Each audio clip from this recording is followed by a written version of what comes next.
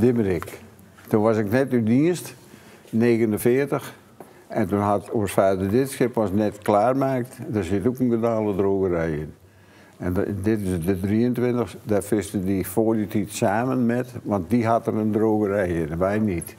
Dit is Jaap Wouters, dat is Lambert Veldman en Luut Wouters. En deze Harlingen 89, die heb ik in 54 van Lambert Veldman gekocht. Want die wil een ander schip. En toen ben ik hier voor mijn eigen begonnen. En dit werden toen de Harlingen 22. Ja. Hoe werkt dat maar, die namen?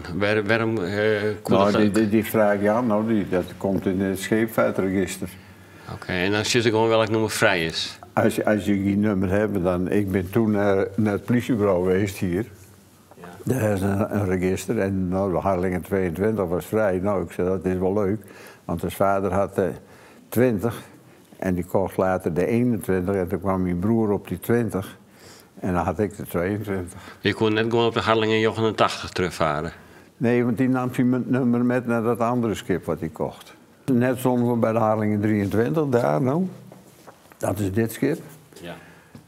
En dat is de oude Harlingen 20. Dat was een Zeeuwse mosselhenk, die was van zijn vader. En dit is mijn vader. En hij zei Puff is, dat is nog Puff. En hier leer ze op een platen dat ze droogd worden. Dat is het schip van Jan Bakker. Dit is mijn broer. Dat is jonge Jan Bakker. En dat is Jaap Wouters. En deze foto, die is van een aanzichtkaart van Vlieland. Wij waren dus op vakantie op Vlieland en toen zagen we die aanzichtkaart in de winkel liggen. En ergens in de haven van Vlieland, want dat zei ik net tegen een klein genoeg, dan visten ze over de vloer. Binnen Vlieland en over de hem gingen ze naar binnen en dan gingen ze die vangst verwerken. Hier staat dat spul al in zakken, dan is het al droog. Toen was het nog louter puffvissen en deze foto is volgens mij uit 47. Want ik ben er niet bij en ik moest in januari 47 in dienst. Ja. En wat spreekt jou in deze foto nou het meest aan? Nou, dat het nog oud is van puffvissen en het zelf drogen. Dat is Gabriel de Waal. En daar was mijn andere kleinzoon bij aan boord, Meijer. Wat er hier gebeurt? Die is hakenleven. Ja, en die is kapseist. En is de giek overkomen. Uiteindelijk kan boven en de giek overkomen en dan is hij omgaan. En Meijer die raakte te water en toen dat schip op een kop lag, toen hong hij aan een slingerkiel, zeg maar. En Gabriel die had nog ineens natte voeten en die is daarheen gegaan over de kiel en die had hem weer omhoog getrokken. Ja, Gabriel kon niet te sturen het wegkomen. Hè? Ja. En dan was er een Zeelander en die had hun van het schip afgehaald. Dat is Robert Lalkema, Harlingen 44. Ja. Wat voor visserij is dit? Dat is garnalen. Garnalen. Kan je uitleggen hoe dat nou precies gaat, maar dat visje? Want...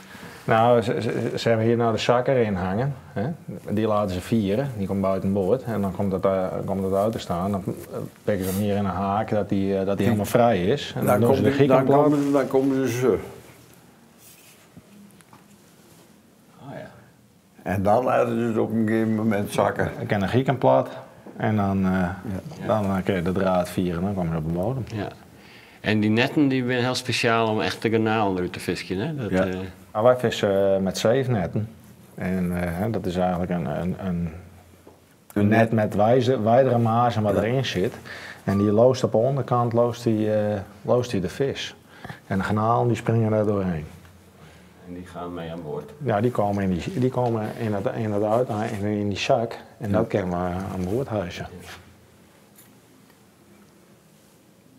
Dus dan hebben we alleen het hele kleine, het allerkleinste er nog bij zitten. Maar het meeste schone box van garnalen dat wij overzetten. Dat hebben ze toen nog uitgevonden voor de kwallenvisserij. Omdat ze jaren last hadden van veel kwallen. Oh, ja. Om die kwijt te raken hebben ze die zeefnetten bedacht. En die hebben we eigenlijk van stal gehaald voor onze MB-vergunning om de discards te verminderen. En daardoor hebben wij nu een verplichting om het hele jaar met zeefnetten te vissen. Ja. En dat is nog soms wel eens lastig als het smerig is. Smerig, dat bedoel ik als er veel groen in zee is. Want dat gaat in die mazen zitten.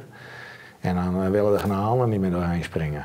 Dus dan moeten we vaker halen en schoonkloppen. En nou, dat is vervelend werk. Ja. Daar raakt de boel verstopt. Ja.